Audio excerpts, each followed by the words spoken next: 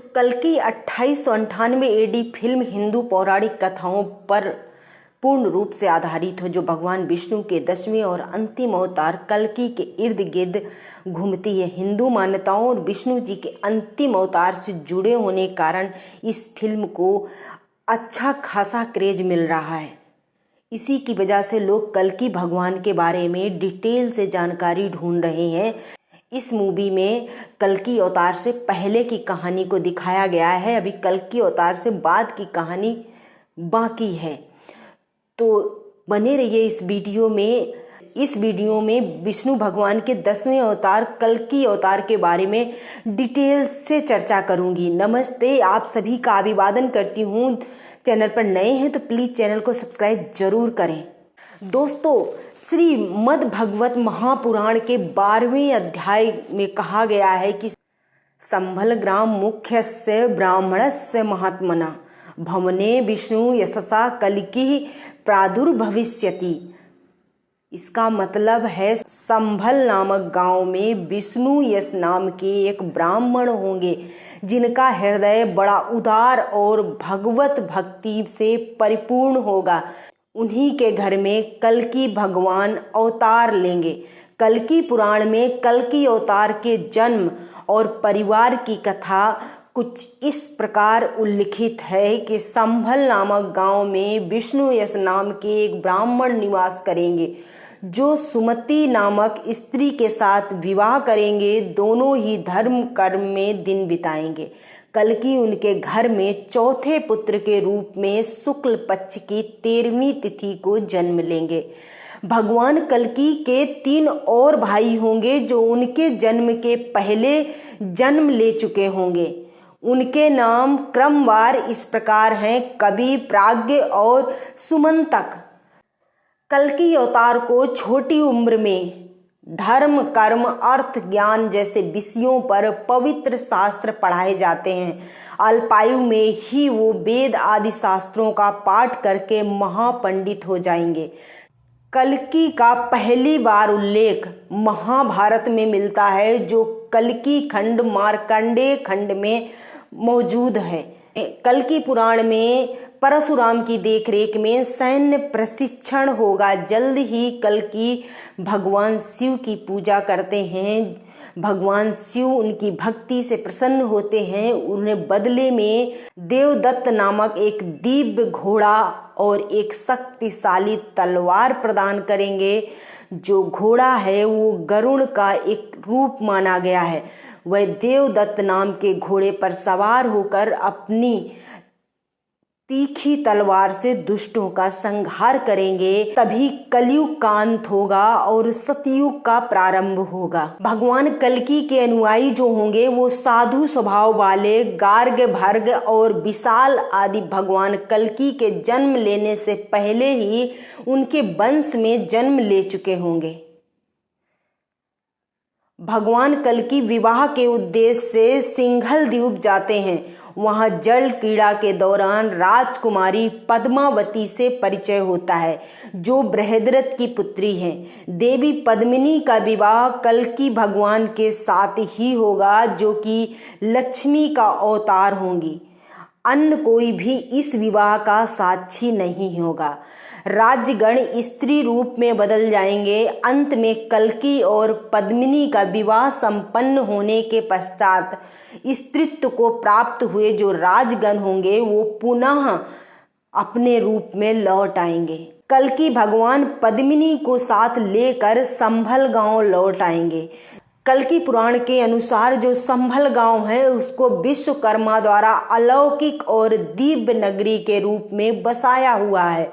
श्रीमद् भागवत पुराण, स्कंद पुराण और कल्कि पुराण में भी इस बात का उल्लेख मिलता है कि माता वैष्णो देवी जो भगवान राम से विवाह के लिए कई युगों से तपस्या कर रही हैं, उनकी तपस्या कल्कि भगवान ही पूर्ण करेंगे और उनसे विवाह करेंगे।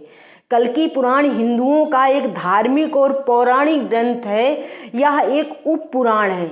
इस पुराण में भगवान विष्णु के 10वें और अंतिम अवतार की भविष्यवाणी की गई है और कहा गया है कि विष्णु का अगला अवतार जो होगा वो कल्कि अवतार होगा, जिसे महा अवतार माना जाएगा। कल्कि भगवान कृष्ण की तरह जन्म से ही 64 कलाओं से युक्त होंगे। पुराणों में उल्लेख किया गया है कि 7 अमर चिरंजीवी उनके जीवन के विभिन्न चरणों में उनकी सहायता करेंगे।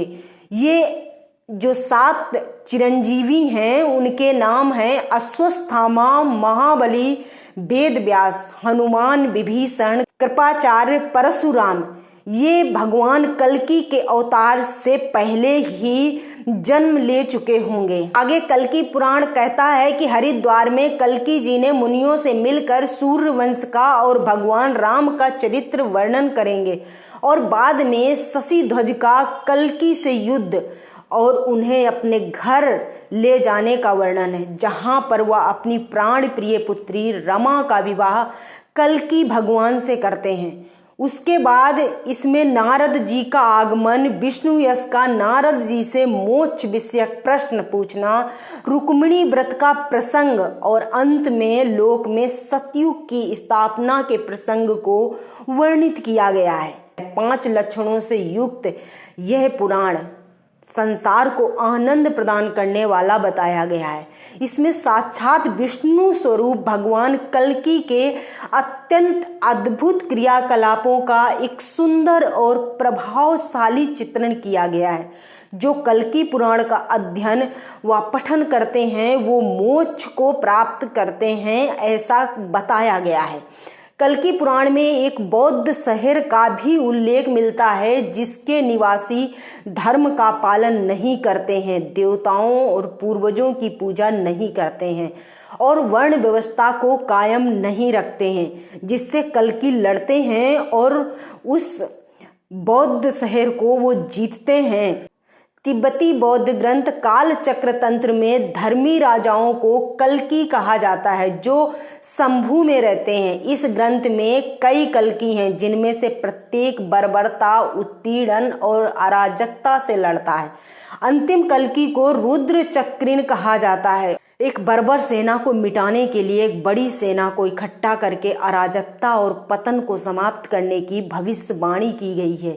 एक महान युद्ध जिसमें हिंदुओं और बौद्धों दोनों की सेनाएं शामिल होंगी, बर्बर ताकतों को नष्ट कर देंगी, ऐसा ग्रंथ कहता है। इसी तरह 1ली शताब्दी के अंत के बौद्ध साहित्य में भावी बुद्ध मैत्रेय को कल्कि के रूप में दर्शाया गया है। श्रीमद् भागवत महापुराण में विष्णु के अवतारों की कथाएं विस्तार से वर्णित की गई हैं। इसके 12वें स्कंद के द्वितीय अध्याय में भगवान के कल्कि अवतार की कथा विस्तार से बताई गई है। अग्नि पुराण के 16वें अध्याय में कल्कि अवतार का चित्रण भी किया गया है। इस चित्रण के अनुसार भगवान राम की तरह ही कल्कि अवतार ने हाथ में तीर और कमान धारण किया होगा और वे एक घोड़े पर सवार होकर आएंगे। इसी तरह गुजरात के पाटन में रानी की बाग में पहले से ही कल्कि के चित्र का उल्लेख किया गया है, जिसकी लोग पूजा करते हैं। कल्कि पुराण के अनुसार 4320वीं सदी में कलयुग के अंत के समय कल्कि अवतार लेंगे। उनके जन्म के समय सभी उच्च ग्रह अवस्था में होंगे या मूल त्रिकोण में होंगे, जो 2014 के बाद ऐसा संयोग सन 2599 ईस्वी में ही संभव होगा, जब गुरु और शनि अपनी उच्च राशियों में एक ही साथ होंगे। आज के वीडियो में बस इतना ही। बने रहिए हमारे साथ। वीडियो पसंद आए तो वीडियो को लाइक और शेयर जरूर करना। ऐसी वीडियो के लिए चैनल को सब्सक्राइब कर लेना। धन्यवाद।